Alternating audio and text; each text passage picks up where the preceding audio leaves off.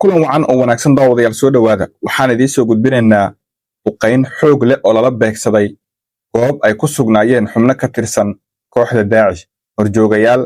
ayaa halkaasi shir ku lahaa saan xogta ku helno howlgal xooggan oo ka socda sidoo kale toga baalade ee buraha calmiskaad wararkii ugu dambeeyey duqayntaasi iyo faahfaahinno kala duwan oo ka soo baxay ayaan idinla wadaagi doonaa daawadayaal sidoo kale waxaan idiin soo gudbin doonaa madasha markaasi ku bahowday golaha mustaqbalka Soomaaliya oo shir xasaasi ah markaasi yeelanaya iyo sidoo kale shirkaasi waxyaabaha uu daaran yahay oo uu ku saabsan yahay ayaan idinla wadaagi doonaa muddada aynu ku guda jirno warbixinteena intana guda gelin marka koowaad soo dhawow muuqaalkan like saar sidoo kalena share garee haddaad nagu cusub tahayna nagu soo biir waayahay aan guda galno dhulka buuraleyda ah ee calmiskaad oo in muddo aba ay ka socdeen dagaallo xooggan iyo iska horimaadyo dhex mariyey ciidanka difaaca Puntland iyo kooxda Daacish oo haatan u muuqato in markaas laga tirtiray badi deegaanka isla markaana laga itaal roonaaday yaa haddeertan waxaa markaasi soo baxaya xogo xooggan oo sheegaya in la beegsaday goob ay ku sugnaayeen madax markaasi sarsare oo kooxdan muhiim u ahaa diyaaradaha dagaalka ee Africom ayaa xalay duqayn xoog leh ka geystay toga baalade waa deegaan u dhaxeeya toga baalade iyo garoobaha halkaas waxaa ka dhacay xalay duqayn xooggan oo markaasi lala beegsaday goob ay markaa ku sugnaayeen saan xogta ku helno xubno markaasi kooxdan muhiim u ahaa inkastoo Africom aysan faahfaahin ka bixin duqayntaasi khasaaraha ay gaarsiiyeen kooxdii ay weerarka la beegsadeen haddana waxaa jira xogo markaasi isa soo taraya oo markaasi sheegaya in duqayntaasi dad badan ay markaasi looga dilay kooxdan Africom kama hadlin weli laakiin waxaa soo hadlay oo ka hadlay duqayntaasi howlgalka ciribtirka ee Puntland taliska howlgalka faahfaahin kooban ayay ka bixiyeen waxayna sheegeen in maanta yani firxadkii argagixisada in markaa la duqeeyey gaar ahaan toga baalade iyo garoobaha waa halka isugu yimaadaan waxaana fuliyey ayaa lagu yidhi xogtaasi saaxiibada dowladda Puntland ee Maraykanka ayaa markaasi lagu yidhi qoraalka ka soo baxay taliska ciribtirka argagixisada ee Puntland howlgalkan oo ahaa mid qorshaysan ayaa la aaminsan yahay in lagu beegsaday laguna burburiyey saldhig muhiim u ahaa kooxdan oo in muddo aba markaas halkaas ay isku urursanayeen haddeertan marka waxaa socdo howlgal xooggan oo ciidanka difaaca Puntland ay ka sameynayaan aagii duqaynta ay ka dhacday halkaas oo la doonayo in markaas firxadkoodii lagaga daba tago isla markaana cagta la mariyo waa sida uu qorshuhu yahay ciidanka difaaca Puntland ay haatan wadaan howlgalku waa mid xooggan waana kii ugu dambeeyey madaxweynaha Puntland Dr. Siciid Cabdullaahi Dani oo maalin dhoweed ka hadlay kalfadhigii baarlamaanka ee Puntland waxa uu si cad u sheegay in howlgalka uu soo afjarmay isla markaana haddeertaan uu gabagaba marayo uuna ku dhawaaqay in la soo afjaro laakiin wuxuu yidhi weli waxaa socoto sifaynta goobaha markaasi kooban ee kooxdan ay kaga sugan yihiin dhulka buuraleyda ah ee markaasi gobolka bari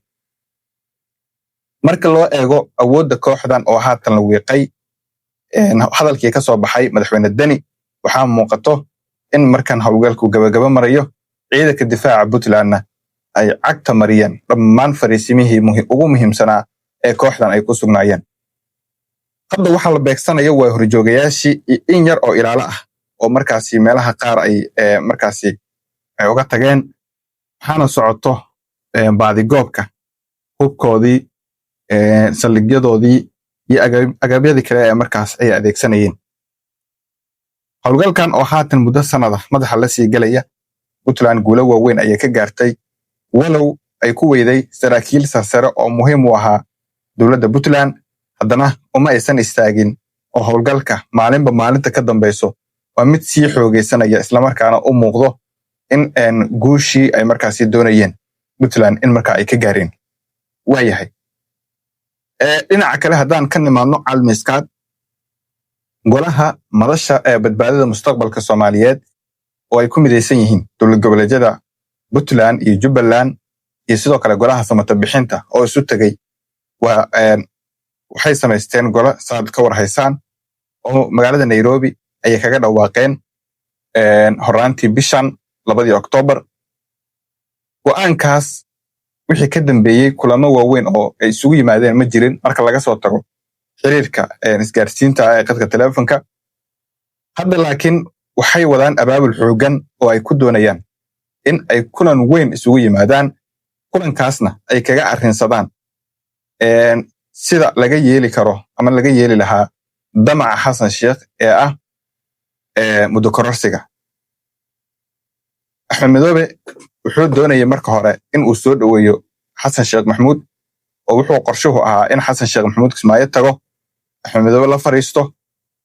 wada hadalkii ay sii ambaqaadaan maadaama dowladaha Kenya iyo Ethiopia cadaadis xoogan ay saareen. laakiin Saciid Dani iyo madaxda kale ee golaha samata bixinta Axmed Madoobe wacayn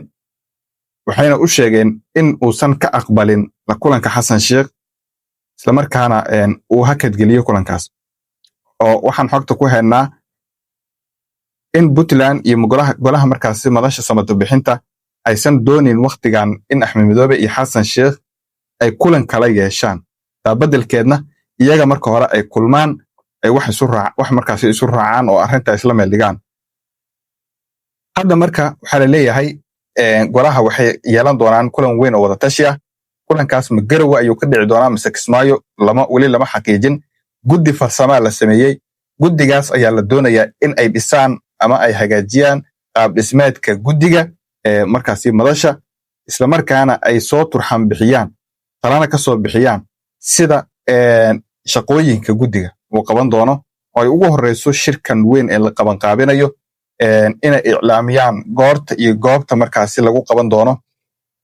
sidoo kalena guddigaasi waxaa markaa laga filayaa in si degdeg ah ay warbaahinta ay ula wadaagaan kulankaas iyo goobta uu ka dhici doonaba. kulankan weyn ee markaasi golaha waxay uga gol leeyihiin in ay kaga hortagaan, waa xog hoose oon helnay oo kasoo xiganay dad aad ugu agdhadhow golaha